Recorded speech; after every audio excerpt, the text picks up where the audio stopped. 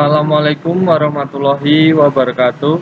Kami dari kelompok 6 akan mempresentasikan hasil kerja kelompok kami yang beranggotakan yang pertama Reni Fitrotunisa dengan NIM 2052112998, 2 Wahyu Nuriksan NIM 2052112999, 3 Diana Prasasti 20521300 yang berjudul tentang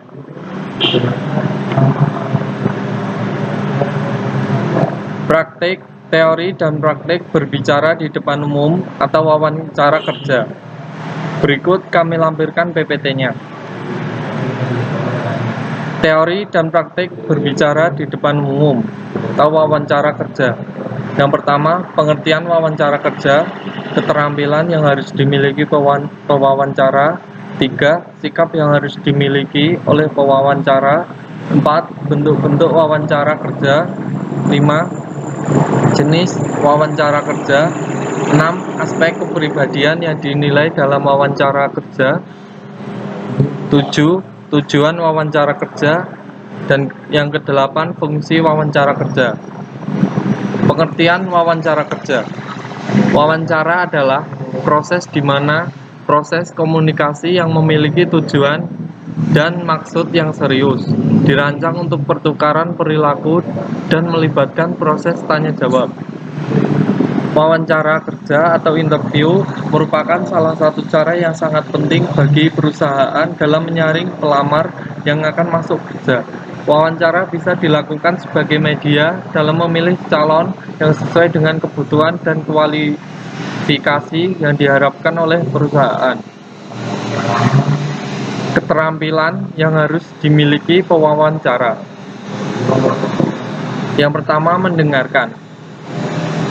Mendengarkan dalam wawancara ada 3 macam, yaitu 1. Mendengarkan kritis, critical listening. Mendengarkan aktif, empati dalam mendengarkan atau empathic listening. 2. Mengobservasi suara dan pembicaraan atau ucapan. Mengobservasi bahasa non. Selanjutnya yaitu sikap-sikap yang harus dimiliki oleh pewawancara. Yang pertama ada netral.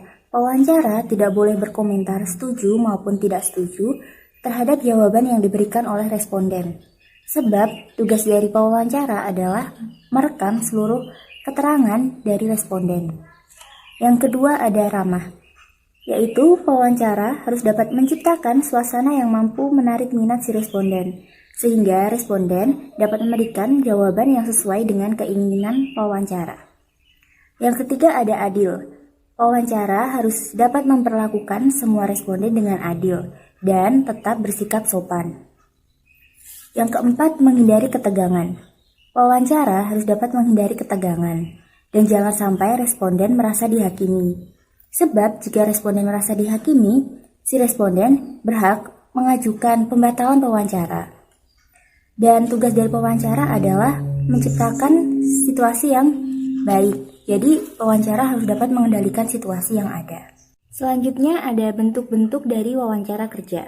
Yang pertama, information giving, di mana wawancara bertujuan untuk menyampaikan informasi. Yang kedua ada information gathering, di mana proses wawancara bertujuan untuk mendapatkan atau mengumpulkan informasi.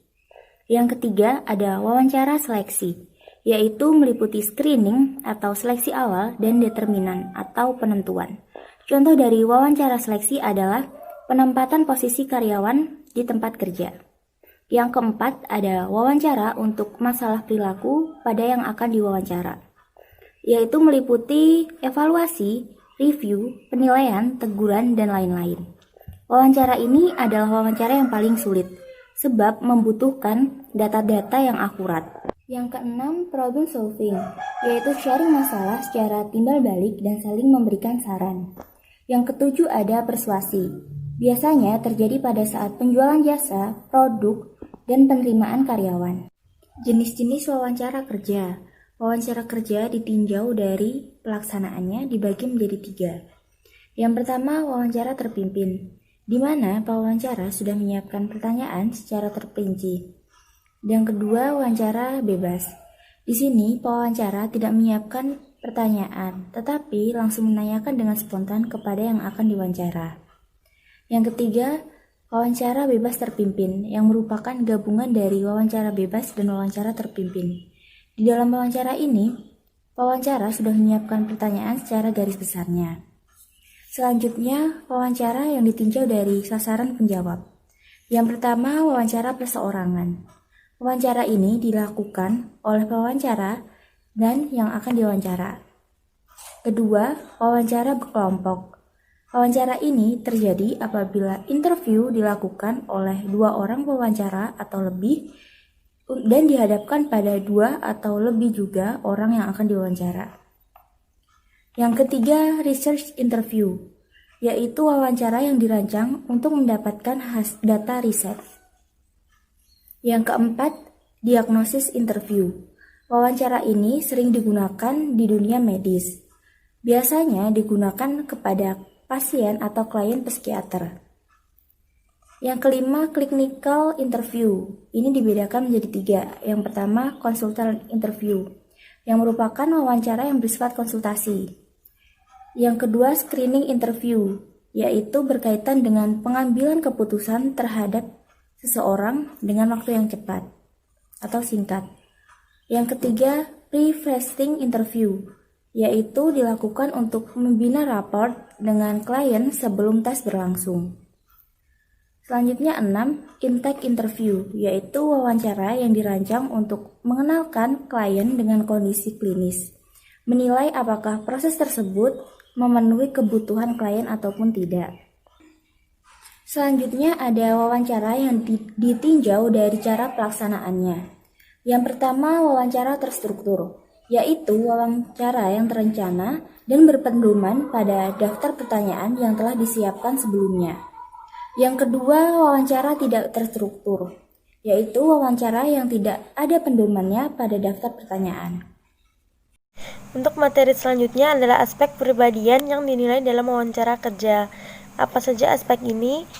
Yang pertama adalah penampilan fisik, kemudian gerak-gerik dan sopan santun, nada suara, rasa percaya diri, inisiatif, kebijaksanaan tangkap dan kerjasama, ekspresi wajah, maksudnya karakter, kemampuan berkomunikasi, sikap terhadap pekerjaan, atau hal ini juga bisa disebut dengan kompetensi. Kompetensi dilihat dari pendidikan yang ditempuh, pengalaman kerja jika ada, dan skill yang dimiliki. Kemudian selera humor dan ada juga experience.